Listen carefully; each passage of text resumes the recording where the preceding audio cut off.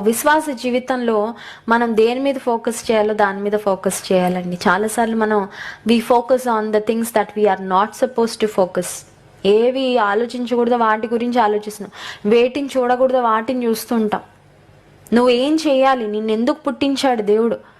చూడండి, చాలాసార్లు మనం ఏదో మనకి లేని దానికోసం ప్రాకులాడుతుంది. నీ చేతిలో ఏముంది? నిన్నెందుకు పిలిచాడు దేవుడు? నీ చేతిలో ఏం పెట్టాడు? నీకు ఇచ్చిన స్కిల్ ఏంటి?